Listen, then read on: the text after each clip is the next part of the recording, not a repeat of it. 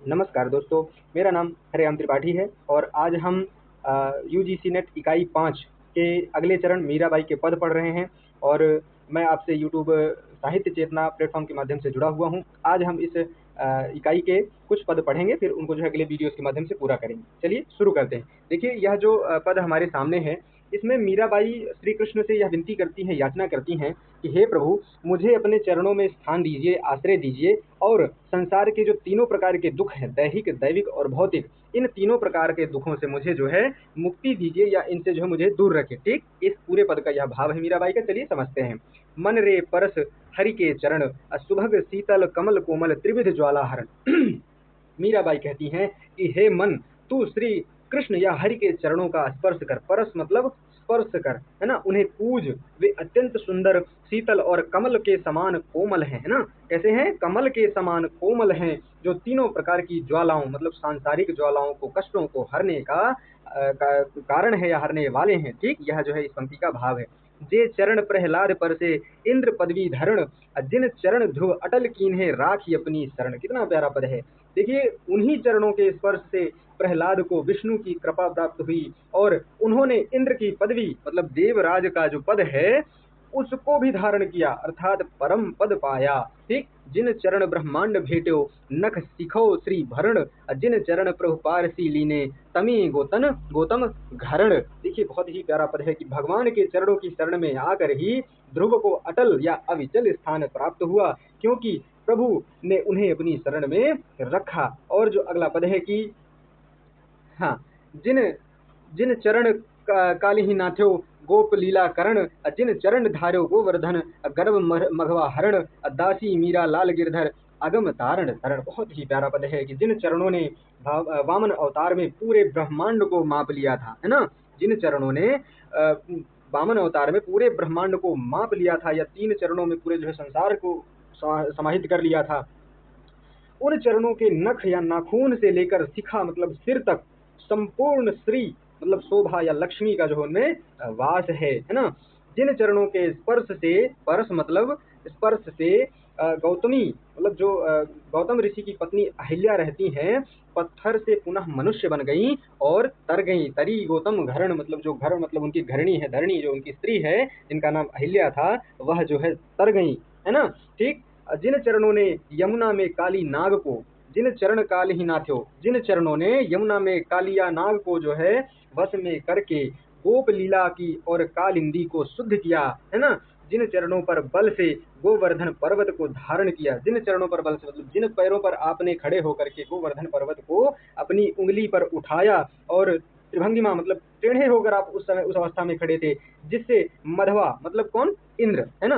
गर्भ मधवा हरण, मधवा मतलब इंद्र, जिसका गर्भ मतलब अहंकार, हरण मतलब हर लिया, कि इंद्र का आपने गर्भ जो है चूर कर दिया, अहंकार जो है आपने चूर कर दिया। ठीक, इस पूरे पद में मीराबाई श्री कृष्ण के चरणों की महिमा गाते हुए पौराणिक कथाओं के माध्यम से बताती हैं कि जो भी प्रभु की शरण में आता है उसका कल्याण निश्चित है। ठीक, आशा करता हूँ समझ में आया होगा। चलिए अगले पद में चलते हैं।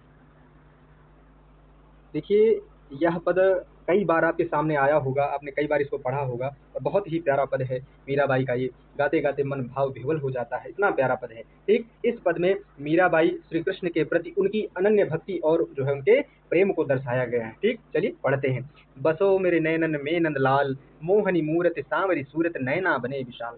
मीराबाई कहते हैं कि हे नंद के लाल, हे कान्हा, हे कृष्ण, आप मेरे नैनों में निवास करें, है ना। आपका रूप मोहनी मूरत, आपका रूप मोहक है, छवि सांवली है और नेत्र बड़े बड़े विशाल हैं मतलब सुंदर हैं। ठीक, अधर सुधारस मुरली राजत उर्वजंती माल, क्षुद्र क्षुद्र घंटी घाटिका कटि तट शोभित नूपुर शब्द रसाल, है ना। कि आपके अधरों पर, अधर मतलब होंठ, है ना, आपके अधरों पर अमृत के समान मधुर बांसुरी सुशोभित हो रही है ना। और हृदय पर वैजयंती माला विराजमान है। वैजयंती माला जो कभी मुरझाती नहीं है, आपके हृदय पर वह जो है विराजमान है। क्षुद्र घंटिका जो है कटि तट शोभित मतलब आपकी कमर में छोटी छोटी घंटियां मतलब जो घुंघरू होती है, करधनी जिसको कहते हैं, वह सुशोभित है। और पैरों में मधुर स्वर वाले नूपुर या घुंघरू, है ना, बज रहे हैं। रसाल मतलब सुंदर ध्वनि उनसे जो है उत्पन्न हो रही है। ठीक, इस पद का भाव यह है। मीरा के प्रभु संतन सुखदाई, भगत बचत गोपाल।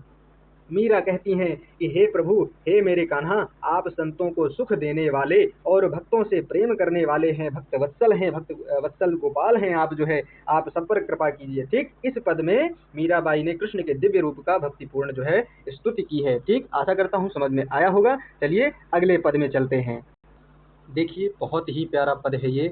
इस पद में मीराबाई भगवान श्री कृष्ण के प्रति अपनी पूर्ण शरणागति और विरह व्याकुलता को जो है व्यक्त करती हैं। ठीक, चलिए इसको हम समझते हैं। ठीक, हरि मेरे जीवन प्राण आधार और आसिरो नाहिन तुम बिन तीनों लोक मझार। बहुत ही प्यारा पद है ना, कि मीराबाई कहती हैं कि हे हरि, हे कृष्ण, आप ही मेरे जीवन के आधार हैं और मेरे प्राण आप में ही बसते हैं, आपके बिना मेरा कोई अस्तित्व नहीं है। ठीक, और आसिरो नाहिन तुम बिन, मतलब इस संपूर्ण ब्रह्मांड में या तीनों लोकों में या संसार में आपके अतिरिक्त मेरा अन्य कोई सहारा नहीं है। और आसिरो, आसिरो मतलब सहारा, यह देहाती शब्द है जो है। और आसिरो मतलब कहते नहीं गांव में, मुझे कोई आश्रय नहीं तुमसे, तो वही चीज है कि मुझे किसी का सहारा नहीं है, किसी से कोई आशा नहीं है, मैंने सब और देख लिया है पर आपके सिवा मुझे कोई रक्षक नहीं मिला, है ना। तीनों लोक मझार, मझार मतलब तीनों लोकों में, है ना। ठीक, चलिए अगले पद को समझते हैं।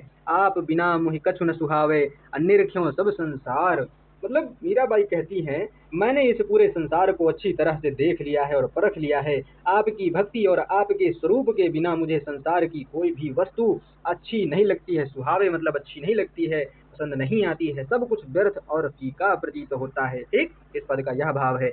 मीरा कहे मैं दासी राव की, दिजो मति विसार। अंत में मीरा प्रार्थना कहती हैं कि हे प्रभु, हे गिरधर नागर, मैं आपकी दासी हूँ, आपके चरणों की शरण में हूँ, कृपा करके मुझे कभी भुलाना नहीं और ना ही अपने से जो है दूर करना। दीजो मति विसार, विसार मतलब भूल जाना, है ना। मति मतलब बिल्कुल भी भूलना नहीं है, आप जो है मुझे भूलिएगा नहीं। ठीक, इस पद में मीरा जो है माधुर्य भाव और दैन्य भाव से भक्ति श्री कृष्ण के प्रति प्रदर्शित कर रही है। ठीक, इसकी जो भाषा है वह राजस्थानी मिश्रित जो है ब्रज भाषा है और भक्ति रस का इसमें बहुत सुंदर ही प्रयोग किया गया है। ठीक, चलिए अगले पद पे चलते हैं। देखिए इस पद में मीराबाई श्री कृष्ण से उन पर कृपा दृष्टि डालने की भावपूर्ण विनती कर रही हैं। ठीक, इस पद में विनती कर रही हैं उनसे जो है, और भक्त की व्याकुलता और भगवान की निष्ठुरता का जो भक्त को महसूस होती है उसका सुंदर वर्णन मीराबाई ने इस पद में किया है। चलिए इसको हम समझते हैं।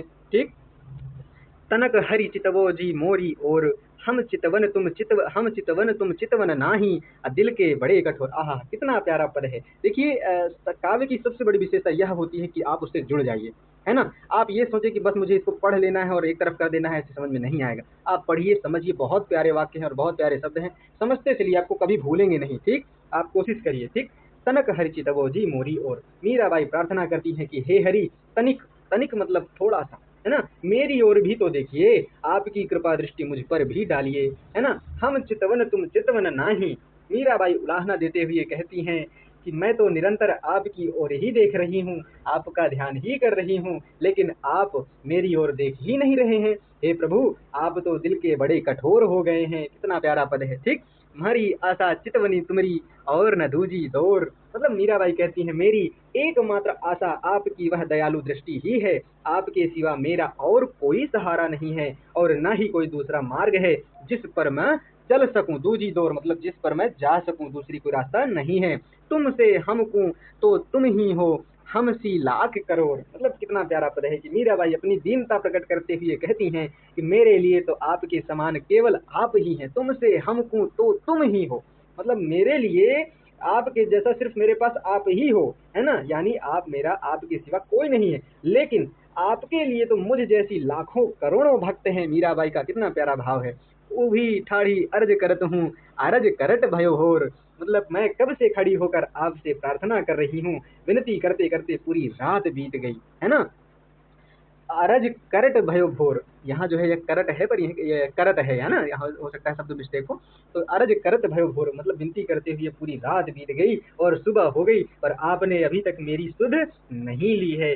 मीरा के प्रभु हरि अविनाशी, दूंगी प्राण अकोर। मीरा कहती है कि हे प्रभु, तो अविनाशी, मेरे प्रभु तो अविनाशी हरि हैं, कृष्ण हैं, मैं उन पर अपने प्राणों को अकोर मतलब भेंट कर दूंगी, है ना। मैं उनको जो है उनके ऊपर अपने प्राणों को न्यौछावर कर दूंगी। बहुत ही प्यारा इस पद में भाव है। देखिए मीरा मीराबाई का उपालंभ या उलाहना जो है देने का इसमें भाव था। आपने इसको जो है समझा। ठीक, इसकी भाषा सरल राजस्थानी मिश्रित ब्रज भाषा है। भक्ति और विरह का जो है इसमें बहुत ही संगम है। ठीक, हमसे हमको तो तुम ही हो में बहुत ही मार्मिक जो है इसमें तुलना की गई है। ठीक, आशा करता हूँ यह पद समझ में आया होगा। चलिए आगे चलते हैं अगले पद पर। देखिए, इस पद में मीराबाई जी ने श्री कृष्ण के मनमोहक रूप का जो है चित्रण किया है ना, और बताया है कि किस प्रकार उनकी छवि ने मीरा जी के मन को पूरी तरीके से मोह लिया है। ठीक, हे रीमा नंद को गुमानी म्हारे मनड म्हारे बस्यो, मतलब कि हे माँ, मीराबाई अपनी सखी या माँ से कहती हैं, हे माँ, नंद बाबा का वह गर्वीला, गुमानी मतलब गर्वीला और सुंदर लाल है ना, मेरे मन में आकर बस गया। म्हारे मतलब मेरे, मनड मतलब मन में, म्हारे बस्यो मतलब मेरे मन में आकर के वह जो है बस गया है। गहे द्रुम डार कदम की ठाढ़ो, अमृत मुस्कुराए म्हारी और हंस्यो, मतलब वह कदम है ना, द्रुम डार कदम्ब के वृक्ष की डाली को पकड़े हुए खड़े हैं और मधुर मुस्कान के साथ मेरी ओर देख रहे हैं ना। मृद मुस्काए मारी और हंसो मतलब मेरी ओर देखकर हंस रहे हैं। कल्पना कीजिए, कल्पना करते चलिए, शब्द और भाव में स्पष्ट करता चलता हूँ, बहुत ही आसानी से आपको समझ में आएगा। ठीक, गहे द्रुमडार कदम की ठाड़ो, वह कदम के वृक्ष की डाली को पकड़कर खड़े हैं और मधुर मुस्कान के साथ मेरी ओर देखकर हंस रहे हैं। उनकी वह तिरछी चितवन और मंद मुस्कान अत्यंत आकर्षक है। ठीक, पीतांबर कटिकाछनी कांछे रतन जटित सिर मुकुट कस्यो, मतलब उन्होंने कमर पर पीला वस्त्र, पीतांबर मतलब पीला वस्त्र है ना, पहना हुआ है, धारण किया हुआ है, और सिर पर रत्नों से जड़ा मुकुट सुंदर सजा हुआ है। उनका यह श्रृंगार उनके रूप की शोभा बढ़ा रहा है। ठीक, इनमें ऐसे कोई शब्द हैं जो आपको समझ में ना आए तो मुझे कमेंट कीजिएगा। ठीक, हाँ, मीरा के प्रभु गिरधर नागर निरख बदन म्हारो मनड फस्यो, मतलब मीरा कहती हैं कि चतुर गिरधर नागर या कृष्ण के उस सुंदर मुखमंडल को देखकर मेरा मन पूरी तरह से उन्हीं में फंस गया है या बस गया है या रम गया है ना। अब मैं चाह कर भी उन्हें अपने ध्यान से अलग नहीं कर सकती थी। बहुत ही प्यारा जो है मीराबाई ने यहाँ भाव स्पष्ट किया है। इसमें देखिए कृष्ण के सगुण रूप की जो है उपासना की है उन्होंने। ठीक, भक्ति और श्रृंगार रस का अद्भुत मेल है इसमें, है ना, चित्रात्मक शैली है, ऐसा वर्णन जो हमें प्रतीत हो रहा है, हम शब्द पढ़ पढ़ के हमको जो है प्रतीत हो रहा है ना, ऐसा वर्णन। ठीक, राजस्थानी युक्त ब्रज भाषा है। आशा करता हूँ समझ में आया होगा। ठीक, चलिए अगले पद पे चलते हैं। देखिए, यह पद भी बहुत ही प्यारा पद है, इसको आप समझिएगा, बहुत आसानी से समझ में आएगा। ठीक, इस पद में मीराबाई ने श्री कृष्ण के त्रिभंगी है ना, तीन जगह से टेढ़े होने का या उनके जो है सुंदर स्वरूप का अत्यंत सुंदर और कलात्मक वर्णन किया है। ठीक, चलिए इसको हम जो है समझते हैं, है ना। निपट निपट बंकट छवि नैना अटके, है ना, देखत रूप मदन मोहन को पियत पीयूष न मटके, है ना। मीराबाई कहती हैं कि श्री कृष्ण की वह अत्यंत बांकी, बंकट मतलब बांकी या टेढ़ी और मनमोहक छवि मेरे नेत्रों में आकर अटक मतलब अटक गई है। ठीक, अब मेरी आंखें उनके रूप के अलावा और कुछ देखना ही नहीं चाहती हैं ना।